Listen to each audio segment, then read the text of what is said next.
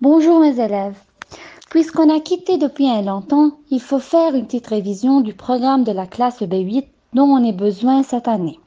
On a déjà commencé l'étude des textes informatifs et on a travaillé des textes. Mais maintenant, dans cette vidéo, je veux vous présenter une petite révision pour se rappeler des caractéristiques du texte info-explicatif. Avant de commencer, rafraîchissons-nous la mémoire des différents types de textes. Commençons par le texte narratif. C'est une narration qui peut être orale ou bien écrite d'une histoire réelle ou bien fictive. Le deuxième type, le texte conversationnel. Ça veut dire c'est le dialogue entre deux personnes. Par exemple, les pièces de théâtre, les bandes dessinées, etc. Le troisième type, c'est le texte descriptif, dont l'auteur décrit un lieu, un objet, des personnages, etc. Quatrièmement, le texte injonctif, qui vise à conseiller sur un sujet donné, par exemple, la recette. Après, le texte rhétorique, par exemple, les chansons, les poèmes. Et à la fin, le texte argumentatif qui a pour but de convaincre le lecteur.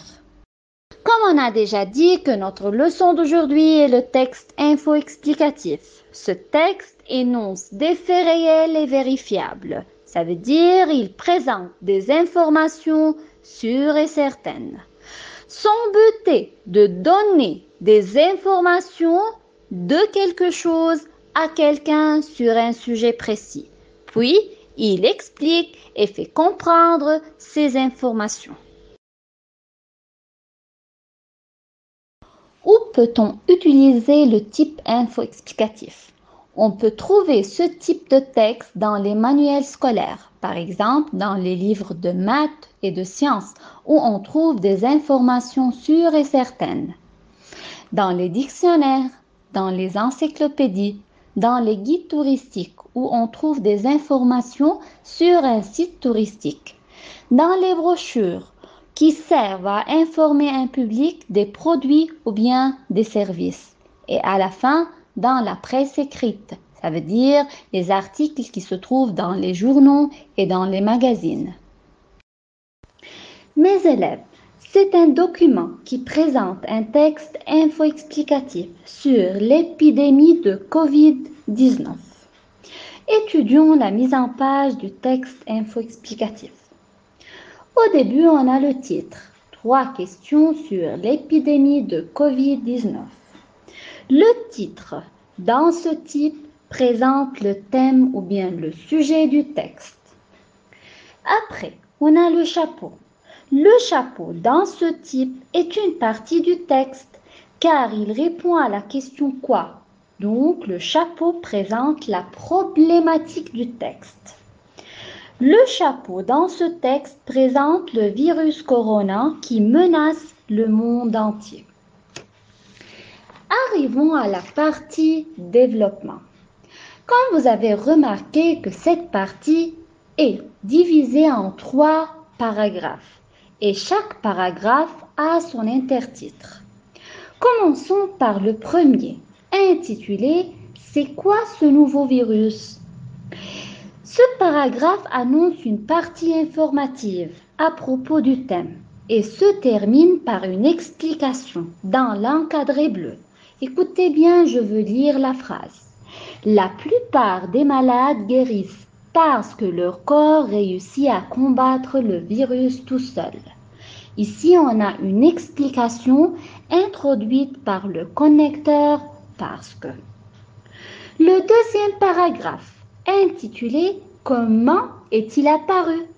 Dans ce paragraphe, il annonce une explication sur l'origine du virus et son mode de transmission de la Chine au monde entier.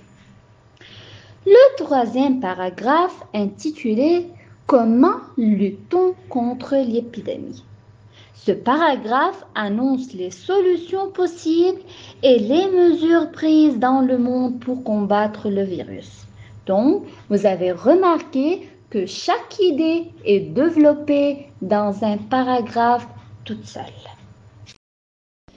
Et maintenant, on va commencer par les caractéristiques dont vous devrez remarquer pour identifier le texte info-explicatif. On va commencer tout d'abord par le discours neutre ou bien le discours objectif. L'émetteur présente des informations et les explique d'une façon objective. Ça veut dire qu'il ne présente pas son point de vue. Deuxièmement, on a le vocabulaire technique. Ça veut dire l'auteur utilise un champ lexical spécifique au thème étudié. Troisièmement, les tournures impersonnelles. Ça veut dire l'auteur utilise les phrases impersonnelles. Pourquoi? Car ce type de phrase signale l'effacement de l'énonciateur. Après, il faut faire attention que le temps verbal utilisé dans le texte info-explicatif, c'est le présent car il a une valeur de vérité générale. Et il faut faire attention que le mode utilisé est l'indicatif seulement dans ce type de texte car c'est le mode d'effet réel. Cinquièmement, les données objectives, par exemple les dates, les pourcentages, ce sont des données utilisées par l'auteur pour insister que les informations données sont correctes. Après, on a les connecteurs logiques. On a déjà dit que le texte info-explicatif est formé de plusieurs paragraphes reliés entre eux. Donc, comment relier ces paragraphes à partir des connecteurs logiques qui expriment l'énumération, l'addition, l'opposition et bien sûr, il faut utiliser les connecteurs qui expriment l'explication pour introduire une explication d'une information donnée. Et à la fin, on a la prédominance des phrases déclaratives. Pourquoi on utilise les phrases déclaratives? Car ce sont des phrases neutres qui n'expriment pas des sentiments. Pour rédiger un texte info-explicatif, c'est très important, mes élèves, de savoir comment planifier nos idées.